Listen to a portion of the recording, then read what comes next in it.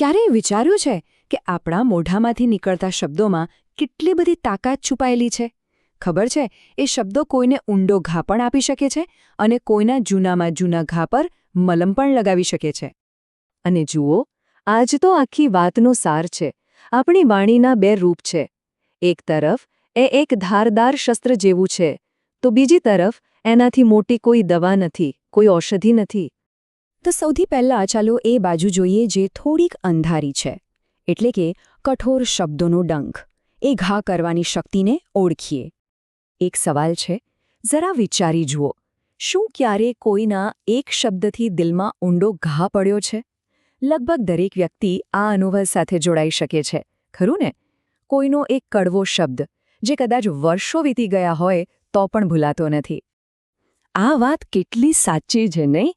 એકવાર ધનુષમાંથી તીર છૂટી જાય એ પાછું નથી આવતું. બસ શબ્દોનું પણ એવું જ છે. એકવાર બોલાઈ ગયું એટલે ગયું, એને પાછું વાળી શકાતું નથી, અને એની અસર એ તો હંમેશા માટે રહી જાય છે.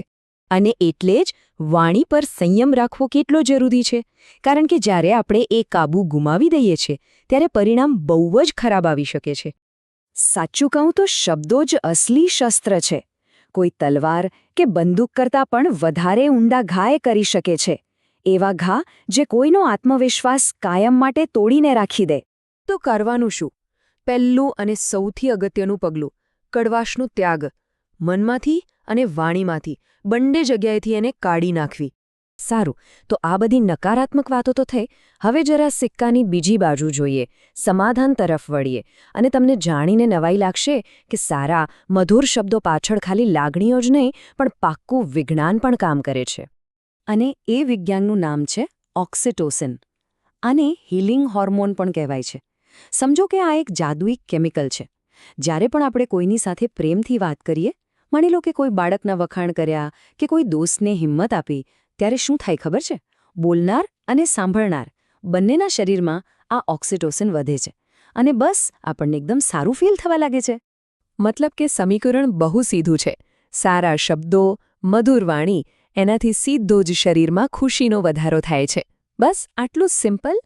અને હા, એક વાત મગજમાં બરાબર બેસાડી દેવા જેવી છે. મધુર વાણી બોલવી એ કોઈ નબળાઈ નથી. અરે, એ તો આપણી સૌથી મોટી તાકાત છે. દયા રાખવી એ કોઈ નબળા માણસનું કામ નથી.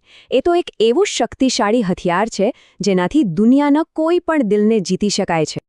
તો આપણે વિજ્ઞાનની વાત તો કરી, પણ ચાલો હવે આધુનિક વિજ્ઞાનને આપણા સદીઓ જૂના જ્ઞાન અને શાણપણ સાથે જોડીએ. જોઈએ કે યોગ ઋષિ આ વિશે શું માર્ગદર્શન આપે છે. આ શબ્દોમાં કેટલી ઊંડાઈ છે. વાણીને એક એવા આભૂષણ, એક એવા ઘરેણા તરીકે ગણાવી છે જે ક્યારેય જૂનું નથી થતું. અને સાથે જ એવું પણ કહ્યું છે કે કડવું બોલીને આપણે બીજા કોઈને નહીં, પણ પોતાના જ વ્યક્તિત્વને ખરાબ કરીએ છીએ. વાણીનો ઉપયોગ બીજાનું ભલું કરવા, દુઃખી મનને શાંતિ આપવા માટે થવો જોઈએ. તો આમાંથી મુખ્ય શીખ શું મળે છે? પહેલી વાત, આપણી વાણી એક એવું ઘરેણું છે જે ક્યારેય જૂનું નથી થતું. એનો ઉપયોગ દુઃખી મનને ઠારવા માટે કરો. કોઈ રસ્તો ભૂલી ગયો હોય તો એને સાચો માર્ગ બતાવવા માટે કરો. ટૂંકમાં, હંમેશા બીજાના ભલા માટે, એમના કલ્યાણ માટે બોલો. અને યાદ રાખો, જેની વાણીમાં મીઠાશ છે એ ઈશ્વરની સૌથી નજીક છે. સારું, તો આ બધી જ્ઞાનની વાતો તો થઈ ગઈ, પણ હવે મુખ્ય સવાલ એ છે કે આ બધું રોજિંદા જીવનમાં લાગુ કેવી રીતે કરવું? ચાલો, એના માટે એકદમ સરળ એક્શન પ્લાન જોઈએ. અહીં એકદમ સિમ્પલ 3 પગલાં છે. નંબર 1, પોતાની શક્તિને ઓળખો. સમજો કે આપણા શબ્દો કોઈનો આખો દિવસ સારો બનાવી શકે છે અથવા તો બગાડી પણ શકે છે. નંબર 2, 3 સેકન્ડનો નિયમ. જ્યારે પણ ગુસ્સો આવે અને કંઈક ખરાબ બોલવાનું મન થાય, બસ 1, 2 અને 3 સેકન્ડ માટે રોકાઈ જાઓ. અને નંબર 3, 3 વ્યક્તિની પ્રતિજ્ઞા. નક્કી કરો કે આજે ઓછામાં ઓછા 3 લોકો સાથે ખૂબ જ પ્રેમથી, દયાથી વાત કરીશ. અને છેલ્લે, બસ એક વિચાર સાથે આ વાત પૂરી કરીએ. જરા કલ્પના તો કરો, શું થશે જો દયા જ આપણી અસલી માતૃભાષા હોય તો? કદાચ ગુસ્સો અને કડવાશ તો આપણે પછીથી શીખ્યા હોઈએ, પણ આપણી મૂળ ભાષા તો પ્રેમ અને દયા જ હોય. આના પર વિચારવા જેવું ખરો.